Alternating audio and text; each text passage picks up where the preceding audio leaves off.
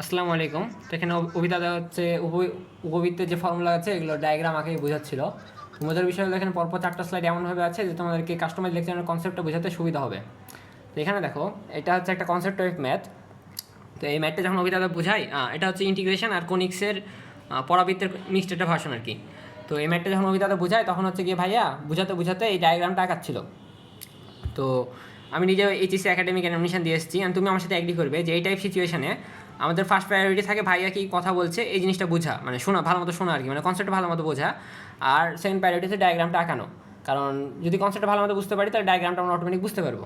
তো এই জিনিসটাকে মাথায় রেখে দেখো, আমাদের কাস্টমাইজ লেকচার নোটে কোয়েশ্চেন তো যেমনি ছিল অমনি আছেই, আর ডায়াগ্রামটাও অমনি রেখে দেওয়া আছে, যেন তোমার ফুল ফোকাস থাকে ভাইয়ার কথার দিকে, ভাইয়া কী বলছে সেটা যেন তুমি ভালো মতো শোনো।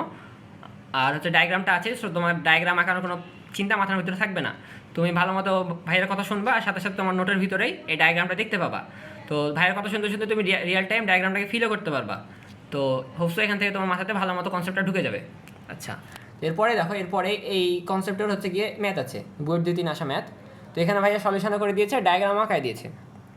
এখানে যেটা করেছি, এখানে কিন্তু আর ডায়াগ্রামটা রাখি না, এখানে সলিউশনও ইরেজ করা হয়েছে, ডায়াগ্রামটা ইরেজ করে দেওয়া হয়েছে। তো কারণ হচ্ছে এই যে ম্যাথগুলো দেখো, এই ম্যাথটা কিছু কিছু ম্যাথ থাকে এমন যেগুলো হচ্ছে গিয়ে ম্যাথ থেকে বোঝা যায় না, ম্যাথের কথাগুলো ডায়াগ্রাম কথা বলে, মানে ম্যাথের হয়ে যে কোনো একটা ডায়াগ্রাম কথা বলে। সো এই ম্যাথগুলোর ক্ষেত্রে তোমার কিন্তু ডায়াগ্রাম আঁকানোটা ইম্পর্টেন্ট, কারণ এই ম্যাথটা যখন পরীক্ষাতে আসবে তখন তোমাকে ডায়াগ্রাম দিয়ে ওই ম্যাথটাকে ফিল করতে হবে, ডায়াগ্রাম আঁকিয়ে তোমার জন্য ম্যাথটা করা সুবিধার হবে। তো এই টাইপের জিনিসপাতির ক্ষেত্রে কিন্তু দেখো ডায়াগ্রামটা আমি মিটিয়ে দিয়েছি, যেন তুমি হাতে হাতে ডায়াগ্রামটা আঁকাও অ্যান্ড অঙ্ক তো সলভ করবাই। তো এতে তোমার হাতে হাতে প্র্যাকটিসটাও হবে, যেন তোমার মাথাতে জিনিসটা দীর্ঘদিন ধরে থাকে আর কি। এটা হচ্ছে আমাদের আইডিওলজি মেইনলি। আরও যদি দেখাই দেখো, এরপরে হচ্ছে গিয়ে এই জিনিসটা হচ্ছে আগে থেকেই টাইপিং করা ছিল, মানে উপবৃত্ত শুরু হয়েছে তো আগে থেকে টাইপিং করা কিছু কনসেপ্ট আছে এই স্লাইডে, এটা অ্যাজ ইট ইজ রেখে দেওয়া আছে, কারণ যেহেতু আগে থেকে টাইপিং করা।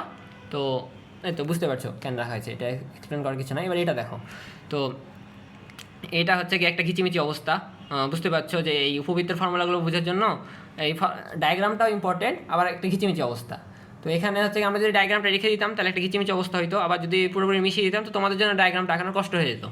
তো এখানে আমরা যেটা করেছি, এখানে আমরা উপবৃত্তটা আঁকাই দিয়েছি, বৃহদাক্ষ ক্ষুদ্রাক্ষ আঁকাই দিয়েছি, আর নিয়ামক রেখা, ফোকাস পয়েন্ট মানে উপকেন্দ্রগুলো আমরা হচ্ছে আঁকাই নাই, এটা ইচ্ছা করে আঁকাই নাই, কারণ এখানে যে উপবৃত্ত যে ফর্মুলাগুলো আসবে এগুলো নিয়ামক রেখা, তারপরে উপকেন্দ্র, এগুলোর কিন্তু দূরত্ব, মেজারমেন্টস, এগুলো থেকে কিন্তু এই ফর্মুলাগুলো আসে, বের হয়। তো যে কারণেই হচ্ছে কি আঁকাই নেই, যেন তুমি এই জিনিসগুলো মানে নিয়ামক রেখা, উপকেন্দ্র, এইগুলো যেন তুমি হাতে হাতে প্র্যাকটিস করো, সূত্রগুলো যেন তুমি হাতে হাতে লিখো, কারণ ওই জিনিসগুলো তোমার ইম্পর্টেন্ট, ওই জিনিসগুলো তোমার মনে রাখা লাগবে, ওই জিনিসগুলো তোমার পরীক্ষার জন্য ইম্পর্টেন্ট। তো মেইনলি আমি যেহেতু এইচএস পার করে এসেছি অলরেডি, আমি এই জিনিসগুলো বুঝেই জানি, যে কারণে আমাদের মেইন ফোকাস থাকে, এক হচ্ছে গিয়ে তোমার টাইম সেভ করা, 2 নম্বর হচ্ছে গিয়ে যেগুলো তোমার হাতে হাতে করা লাগবে ওগুলো যেন তুমি হাতে হাতেই করো, এই জিনিসটাকে ইনশিওর করা। হ্যাঁ, কারণ অ্যাডমিশন টাইমে যেমন তোমার প্র্যাকটিসটা ইম্পর্টেন্ট, তেমন তোমার টাইম সেভ করাটাও ইম্পর্টেন্ট। সো এই জিনিসগুলোকে আমরা খেয়াল রেখে কাস্টমাইজ লেকচার নোটগুলো আমরা ডিজাইন করি। ওপরে দেখো এই জায়গাটা কিন্তু ফাঁকা দেওয়া আছে, ফাঁকা দেওয়ার রিজন হলো এই 4টা স্লাইড মিলে অধিকাংশ ক্ষেত্রে তোমরা দেখবে 4টা স্লাইড মিলে কনসেপ্ট থাকবে কিছু, আর ওই কনসেপ্টগুলো তোমার শর্টভাবে এক জায়গায় লিখে রাখলে সুবিধা হলো, তুমি পরীক্ষার আগে ওই শর্ট কনসেপ্ট মানে শর্টভাবে জিনিসটাকে লিখে রাখলে পরীক্ষার আগে ওইটুকু দেখলেই তোমার হচ্ছে পুরো কনসেপ্টটা রিভাইজ দেওয়া হয়ে যাবে, এরকম আর কি, মানে শর্ট নোট যেটাকে বলে। তো তুমি ওই প্রতি 4 স্লাইড মিলে হয়তো কিছু শর্ট নোট পাইলা, এটা উপরে রেখে দিলা, হ্যাঁ ফাঁকা জায়গায় লিখে রেখে দিলা, যেটা হলো তোমার এক্সামের আগে তাহলে তুমি জাস্ট ওইটুকু দেখবা, পৃষ্ঠা উল্টাবা আর উপরে অংশটুকু দেখবা, রিভাইজ দিবা, তোমার পুরো চ্যাপ্টারটা এই 4 স্লাইড রিভাইজ দেওয়া হয়ে গেল অল্প সময়। আচ্ছা, আর এখানে অল্প একটু সমস্যা আছে, সেটা হচ্ছে এই মাঝখান বরাবর দেখা একটা লাইন চলে গেছে। তো এই জিনিসগুলো হচ্ছে গিয়ে এটা 24 সালের নোট, তো এই জিনিসগুলো তখন একটু ঝামেলা ছিল, হ্যাঁ দেখতে খারাপ দেখাচ্ছে, অনেকে নাও লাগতে পারে, অনেকে লাগতেও পারে।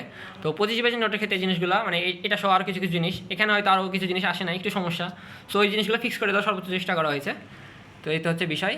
তোমাদেরকে এটাও মনে হতে পারে হয়তো স্পেশালভাবে এই নোটটা তৈরি করেছি তোমাদেরকে ডেমো দেবো বলে, সো এরকম কিছু না, ওটা একটু প্রমাণ দিয়েই দেই, ভিডিও তো বড় হয়ে গেছে অলরেডি। তো এটা হচ্ছে কি ওই কোনিক্সের কাস্টমাইজ লেকচার নোট 24 সালের হচ্ছে গিয়ে পিডিএফ কপিটা। সো এই যে দেখো, এটা হচ্ছে গিয়ে আজকে তারিখ দেখো, এটা হচ্ছে গিয়ে 15 জুন 25 সাল, আর যে ক্রিয়েটেড ডেট দেখো 7 অক্টোবর 2024, তো অলমোস্ট 8 মাস আগের নোট এটা। তো এই তো এখানে আমি তোমাদেরকে কোনো মানে কী বলবো ঘাপলা দিচ্ছি না।